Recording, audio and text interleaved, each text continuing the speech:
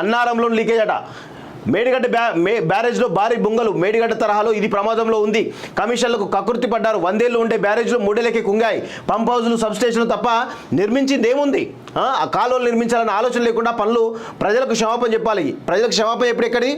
మీరెందుకు క్షమాపణ చెప్పంటారు? వాళ్ళు తప్పు చేశారు కదా, పోయి బొక్కలు వేసేసేయాలి వాళ్ళని ఇమీడియట్గా. ఇద్దరు మామాలు ఇద్దరిని కూడా బొక్కలేసి బొక్కలేరు కొట్టాలి. వాస్తవంగా తప్పేమీ లేదు.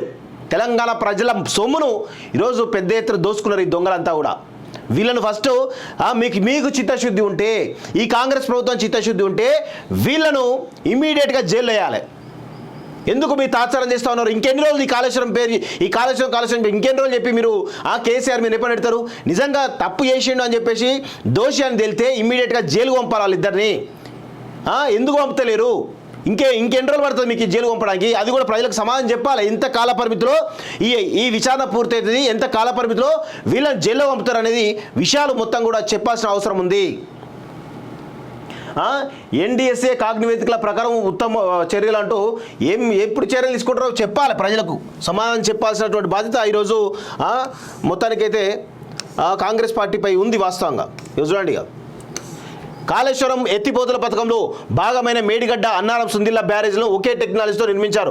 ప్రస్తుతం అన్నారం బ్యారేజ్లను భారీ బొంగలు పడ్డాయి. నిన్నటి నుంచి బ్యారేజ్లో వాటర్ లీక్ అవుతుంది. మేడిగడ్డ తరహాలో అన్నారం బ్యారేజ్ కూడా ప్రమాదంలో ఉంది అని ఉత్తమ్ కుమార్ రెడ్డి వెల్లడించారు. అసెంబ్లీలో శనివారం కాళేశ్వరం ప్రాజెక్టుపై శ్వేతపత్రం విడుదల చేశారు. ఈ సందర్భంగా నిర్వహించిన పవర్ పాయింట్ ప్రజెంటేషన్లో ఉత్తమ్ మాట్లాడారు. లోపభూయిష్టమైన ప్రణాళిక డిజైన్లతో బ్యారేజీలు, పంప్ హౌజ్లు, సబ్స్టేషన్లు నిర్మించారు.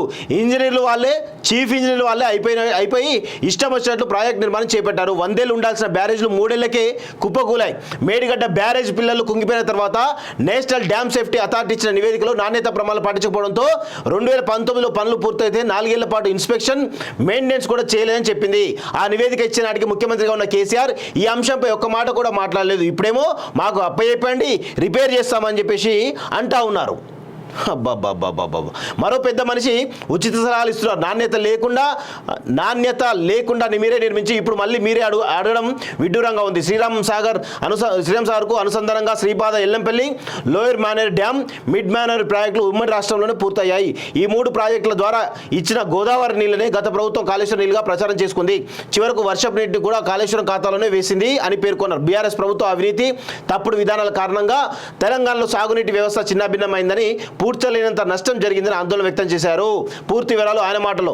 ఆ మామాలు సిగ్గుతో తలదించుకోవాలి. ఇగో ఆర్థిక సంక్షోభానికి అప్పటి అప్పులే కారణం. ఇప్పుడు ఏదైతే తెలంగాణ రాష్ట్రం అప్పుల పాలైందో, ఏ విధంగా ఈరోజు ఆర్థిక గుదిబండగా మారిందో మొత్తానికి దానికి కారణము గత కాలంలో కేసీఆర్ చేసినటువంటి దిక్కుమాలినటువంటి ఆర్థిక విధానాలే.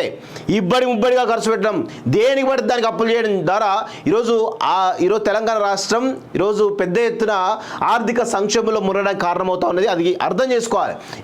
ఏదో ఇష్టారీతిన అప్పులు చేస్తే కొంతమంది సన్నాసులు ఇంకా కేసీఆర్ ఊడుతూ ఉన్నారు. ఈరోజు ఆర్థిక సంక్షోభాల కారణం విపరీతమైన అప్పులే కారణం. వాస్తవం చెప్పాలంటే అది తెలియకుండా ఈరోజు ఇష్టారీతిన ఇంకా కేసీఆర్ పోడుతూ ఉన్నారు. భవిష్యత్తు ఉండద్దా? భవిష్యత్తు ఏది యువతకు ఈరోజు అవకాశాలు దొరకద్దా? వాళ్ళు మంచిగా బతుకొద్దా? మనం బతుకు సరిపోద్దా?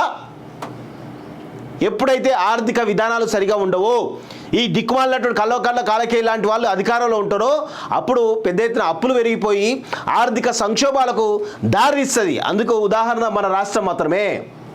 సో ఈ విధంగా అన్నారం, సుందిల్లా, మేడిగడ్డ ఆల్రెడీ అయిపోయింది. మేడిగడ్డ ఆల్రెడీ కుప్పకూలుతుంది. రేపు మొత్తం కూడా కూలిపోయే ప్రమాదం కనబడతా ఉంది. ఇక అన్నారం బుంగలు ఏర్పడ్డాయి, అది కూడా ఆ బ్యారేజ్ కూడా రెడీగా ఉంది కుప్పకూలడానికి. ఇక నెక్స్ట్ సుందిల్లా అయిపోతుంది. అయిపోయిన తర్వాత ఇక నీళ్ళకి ఎక్కడి నుంచి తీసుకొస్తారో, ఎక్కడి నుంచి పోస్తారా? ఇప్పుడు వచ్చి మాకు సీఎం పదవి ఇవ్వండి, మేము పూర్తి చేస్తామని చెప్పి చెప్తా ఉన్నారు. సిగ్గుండాలే కొంచెమైనా ఈ కాలకేలకి. సిగ్గు శరం లేకుండా ఇంకా మాట్లాడుతూ ఉన్నారు. ఇంకేమంటాడు? శ్వేతపత్రం కాదో తప్పుడు పత్రం అట. మరి ఏం నిజం రాబాయ్? సిగ్గుండాలే. చేసిందే లఫంగాల పనులు ఇప్పుడు వచ్చి ఇంకా సమర్థించుకునే ప్రయత్నం చేస్తున్నారా? మీదో బతుకు, మీదో కథ. మీరు తెలంగాణకు పట్టిన పీడలరా మీరంతా. ఈ కల్వకుంట్ల కాలకీలంతా తెలంగాణకు పట్టిన శనులు మొత్తానికైతే. సిగ్గుండాలే కొంచెమైనా. ఇది గోబెల్స్ ప్రచారంలా ఉందట. గోబెల్స్ ఏంద్రా? గోబెల్స్ మీరు చేస్తారే ఇక శుద్ధపూస పనులు, వేరే వాళ్ళు చేస్తే గోబెల్స్ ప్రచారం అని చెప్పేసి చెప్తారా? మీ బతుకులు మీ కథ. తప్పు ఎవరు చేసినా తప్పే, బాధ్యులు ఎవరైనా శిక్షించాలి. ఎస్, తప్పు మీ మామ చేసిండు, నువ్వు చేసినావు, ఖచ్చితంగా మీరు శిక్షింపబడాలి వాస్తవంగా. మేడిగడ్డ కూలిపోవాలనే పునరుద్ధరణ పనులు జాపేమాట. అబ్బాబ్బా, మేడిగడ్డ కూలిపోవాలి పునరుద్ధరణ పనులు జాపేమాట. అబ్బాబ్బా, సిగ్గుండాలరా యదా కొంచెం కూడా. ఆ వాటర్ ఫస్ట్ వాటర్ని తరలించాలి, వాటర్ రాకుండా చూడాలి. ఆ బ్యారేజ్లు ఏమి ఉన్నాయో అవి మరి అది ఏం చేయాలి? ఆ బ్యారేజ్ని మొత్తం కూలగొట్టాలా, చేయాలా? NDSA ఆల్రెడీ చెప్తా ఉన్నది క్లియర్గా, నేషనల్ డ్యామ్ సేఫ్టీ అథారిటీ క్లియర్గా చెప్తా ఉంది. ఆ ఇన్స్ట్రక్షన్ ప్రకారం పోతా ఉన్నారు. అది కూడా తెలియకుండా మాట్లాడుతున్నావు. నువ్వు నీటిపారుదల శాఖ మంత్రి చేసినావా, లేకపోతే కాళేశ్వరం ప్రాజెక్ట్ దగ్గర పోయి అడుక్కు తింటున్నావా? అప్పుడు సిగ్గుండాలి కొంచెమైనా.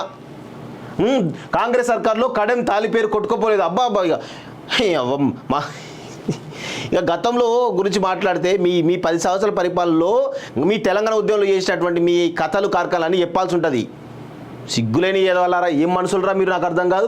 కాగ్ నివేదికను కాంగ్రెస్ సీఎంలే కొట్టిపడేశారు కదా. మీ ప్రభుత్వాలు ఉన్న ప్రాణహితకు అనుమతులు తెలియదే మాజీ మంత్రి బీఆర్ఎస్ ఎమ్మెల్యే హరీష్ రావు ధ్వజమంటూ చూస్తూ ఉన్నారు.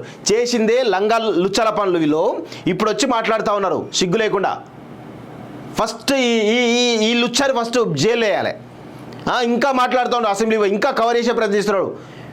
మీకు చిత్తశుద్ధి ఉంటే కేసీఆర్ రమ్మన్న డిబేట్కి, మీరు ఎందుకు వస్తున్నారా భయ్? వాడికి ఏమైంది? కేసీఆర్ అని ఏమైంది? బుద్ధుండాలి కొంచెమైనా. తోక ముడిచి భయపడి ఉచ్చబడుతుందా రేవంత్ రెడ్డి అంటే? ఉచ్చబడుతుంది కావచ్చు నీకైతే కేసీఆర్కి. సిగ్గుండాలి కొంచెమైనా. నిజంగా నేను గతంలోనే చెప్పినాం, దమ్ముంటే కేసీఆర్ రమ్మని అసెంబ్లీకి రమ్మని చెప్పినాము. పెద్ద పొంకరాలు కొట్టిరు అందరుగా. ఏమైంది మరి? ఎందుకు రాలే అసెంబ్లీకి? ఎందుకు వస్తలేడు అసెంబ్లీకి? భయపడ్డాడు. ఉచ్చబడుతుంది రేవంత్ రెడ్డి అంటే లిటరల్గా కేసీఆర్కు ఉచ్చబడుతుంది. అందుకే రావట్లేదు అసెంబ్లీకి. నిజంగా తెలంగాణ మీద ప్రేమ ఉండి కాళేశ్వరం ప్రాజెక్ట్ నిజంగా సొక్కం పూసలా గడితే, కేసీఆర్ అనేటోడు శుద్ధపూస అయితే మరి రావాలి అసెంబ్లీకి. రాకుండా ఎందుకు తోక ముడిచిండు? నల్గొండ పోయి సభ ఎందుకు పెట్టిండు? అంటే కాళేశ్వరంలో లక్షల కోట్ల రూపాయల అవినీతి చేసిండని కేసీఆర్ ఒప్పుకుంటున్నాడు. ఇది అందరూ కూడా గమనించాలి. అన్నారంలో లీకేజ్ అట, మేడిగడ్డ బ్యారేజ్లో భారీ బొంగలు, మేడిగడ్డ తరహాలో ఇది ప్రమాదంలో ఉంది. కమిషన్లకు కకృతి పడ్డారు. 100 ఏళ్ళు ఉండే బ్యారేజ్లో 3 ఏళ్ళకి కుంగాయి. పంప్ హౌజులు, సబ్స్టేషన్లు తప్ప నిర్మించింది ఏముంది? ఆ కాలువలు నిర్మించాలన్న ఆలోచన లేకుండా పనులు. ప్రజలకు క్షమాపణ చెప్పాలి. ప్రజలకు క్షమాపణ ఎప్పుడు ఎక్కడి? మీరెందుకు క్షమాపణ చెప్పంటారు? వాళ్ళు తప్పు చేశారు కదా, పోయి బొక్కలు వేసేసేయాలి వాళ్ళని ఇమీడియట్గా. ఇద్దరు మామాలు ఇద్దరిని కూడా బొక్కలేసి బొక్కలేరు కొట్టాలి వాస్తవంగా. తప్పేమీ లేదు. తెలంగాణ ప్రజల సొమ్మును ఈరోజు పెద్ద ఎత్తున దోసుకున్నారు ఈ దొంగలంతా కూడా.